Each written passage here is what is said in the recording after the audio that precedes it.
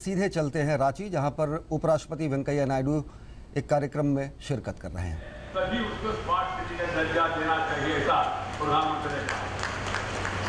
ऐसा स्पर्धा में आपका रांची स्थान प्राप्त किया। और दूसरा, जो केंद्र सरकार जो 500 करोड़ दे रहे, नहीं तो प्रदेश सरकार और स्थानीय इकाई मिलकर 500 करोड़ रुपए से जोड़ रहे, इससे स्मार्ट सिटी बनेगा क्या? केवल 1000 करोड़ रुपए से स्मार्ट सिटी बनने वाला नहीं, 1000 करोड़ रुपया मूलधन के रूप में, सीड कैपिटल के रूप में उपयोग करके आप मार्केट में जाना चाहिए। इसलिए इसके लिए public private model PPP model, एक नया रूप और नया योजना केंद्र सरकार ने तैयार किया है। उसी के कारण से पब्लिक प्राइवेट मॉडल में लोग पार्टिसिपेट कर रहे और फॉरेन कंपनीज, इंडियन कंपनीज और भी लोग जिनका रुचि है वो रुचि इसमें इन लोग इन्वॉल्व कर सकते हैं। और चौथा, इसमें और एक महत्वपूर्ण विषय है, इसके लिए नॉर्मल कॉर्पोरेशन के अलावा एक स्पेशल पर्पस व्हीकल बनाया। स्पेशल पर्पस व्हीकल किसी काम के लिए, और रूटीन सिविक एडमिनिस्ट्रेशन का काम नहीं है, स्मार्ट सिटी बनाने के लिए स्पेशल पर्पस व्हीकल। और साथ ही साथ इसके लिए एक मुख्य कार्यनिर्वहन अधिकारी सीईओ, एक यंग डायनेमिक ऑफिसर का नियुक्ति करना है।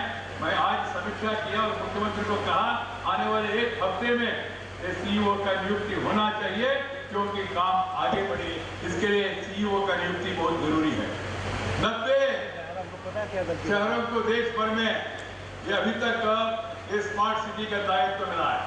आने वाले दिनों में दर्जा मिला है। आने वाले दिनों में जो बाकी 10 शहर है उसके भी घोषणा हो जाएंगी। कुल मिला के 100 शहर देश में एक मॉडल सिटीज के रूप में, एक आदर्श नगर के रूप में, एक सुंदर नगर के रूप में बाकी शहरों को प्रेरणा देने के लिए वो एक मॉडल होंगे। अंतिम लक्ष्य क्या होना चाहिए? एक शहर नहीं, देश में, प्रदेश में कितना भी शहरें हैं, सिटीज है, कितना भी टाउन्स है, ये सब स्मार्ट होना चाहिए, स्मार्ट बनना चाहिए। यही हमारा देश का लक्ष्य होना चाहिए। मित्रों, दुनिया आगे बढ़ रही, टेक्नोलॉजी डेवलपमेंट हो रहे, तेजी से दुनिया आगे बढ़ रही। हम लोग पीछे क्यों रहना? इसके बारे में गंभीरता से सोचना चाहिए। सोच के ही प्रधानमंत्री ने 3 लाइन का मंत्र दिया, रिफॉर्म, परफॉर्म, ट्रांसफॉर्म। ये बहुत जरूरी है। ये रिफॉर्म और ट्रांसफॉर्म और परफॉर्म भारत को एक शक्तिशाली बनाना, समृद्ध देश बनाना और देश में सभी लोगों का योगदान होना, और जो डेवलपमेंट है वो डेवलपमेंट में सब लोग भागीदारी होना, यही सरकार का लक्ष्य है। जैसा महात्मा गांधी जी ने कहा, बाबा साहब अम्बेडकर ने कहा, दीनदयाल उपाध्याय ने कहा, तो हमारा संविधान का निर्माताओं ने, महान भावों ने जो स्वप्न उन्होंने देखा, वो स्वप्न को साकार करना है तो पूरा देश शक्तिशाली बनना चाहिए। हर एक नागरिक महसूस करना चाहिए मैं भी इस विकास में भागीदारी हूँ, मुझे भी कुछ मिल रहे। I am also part of this development. I also have some stake in the development of the state and to the state and the city. I will also play my own role.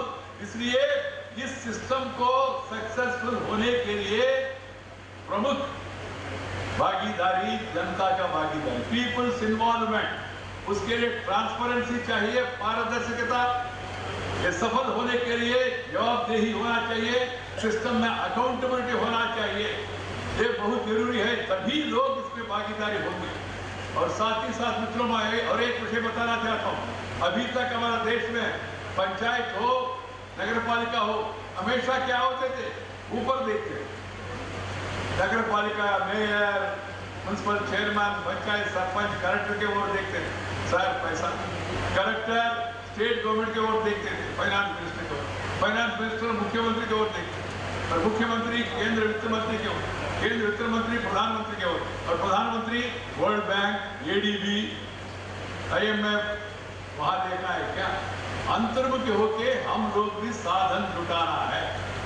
इतना साल हो चुका है, देश में बहुत सुविधा प्राप्त हुआ है, मगर वो पर्याप्त नहीं है। इसलिए लोग भी इसमें इन्वॉल्व होना चाहिए। लोगों को इन्वॉल्वमेंट के लिए, जैसा मैंने कहा, पारदर्शिता, जवाबदेही बहुत जरूरी है। टैक्स बढ़ाना, लोग संकोच करके सर टैक्स बढ़ाए तो एक्ट होगा हमारे ऊपर, चुनाव में हार जाएंगे। मैं उनको बताना चाहता हूं केवल टैक्स बढ़ाना नहीं, टैक्स क्यों बढ़ा रहे, क्यों कलेक्ट कर रहे, उसको क्या कर रहे, उसके कारण से क्या सदुपयोग होगा, अच्छा सड़क होगा, बिजली 24/7 होगा, अच्छा पानी मिलेगा, पेयजल सबके लिए, स्वच्छता होंगे और आपके लिए सब सुविधा होंगे। जब लोगों को मालूम होगा तब लोग टैक्स पे करने में रुचि दिखाएंगे।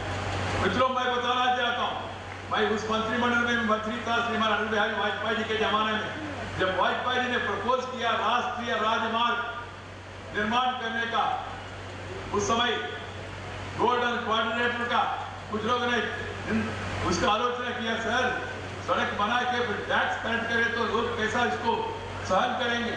मगर आपने अनुभव किया कि श्रीमान अटल बिहारी वाजपेयी जी ने जब राष्ट्रीय राजमार्ग चेन्नई से कलकत्ता, कलकत्ता से दिल्ली, दिल्ली से जयपुर, जयपुर से अहमदाबाद, अहमदाबाद से मुंबई, मुंबई से बेंगलुरु, कृष्णगिरी, धर्मपुरी, कन्याकुमारी, 4 वे हाईवे 50 साल में 1 वे नहीं तो 2 वे, मगर 5 साल में उन्होंने 4 वे हाईवे निर्माण करके दिखाया पूरा देश।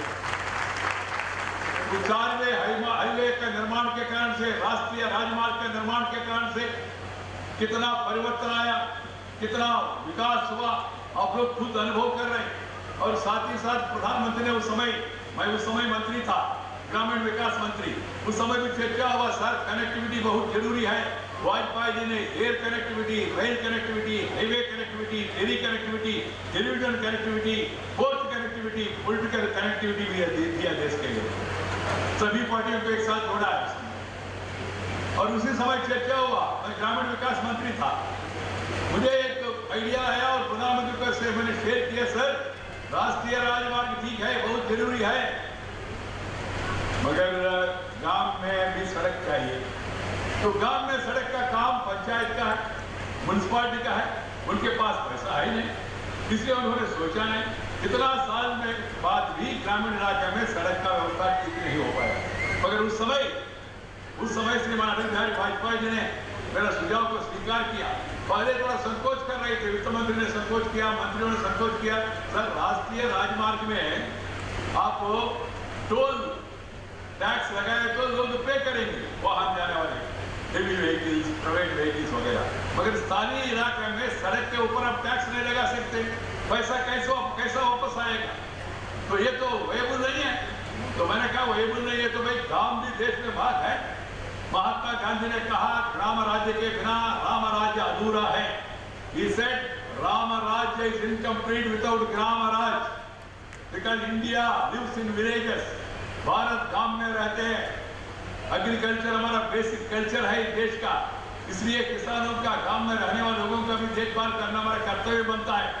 तो ये थे रांची में उपराष्ट्रपति एम वेंकैया नायडू, जो कि देश के पहले ग्रीनफील्ड स्मार्ट सिटी रांची की आधारशिला रख रहे थे। उन्होंने कहा कि नए भारत का निर्माण परफॉर्म, रिफॉर्म और ट्रांसफॉर्म के मूल मंत्र से होगा, और साथ ही साथ ग्राम स्वराज की स्थापना की भी उन्होंने बात की। वो ग्राम स्वराज जिसमें ग्रामीण अर्थव्यवस्था का ग्रामीण ज़रूरतों के हिसाब से विकास होता है और साथ ही साथ नए राष्ट्र का निर्माण भी होता है।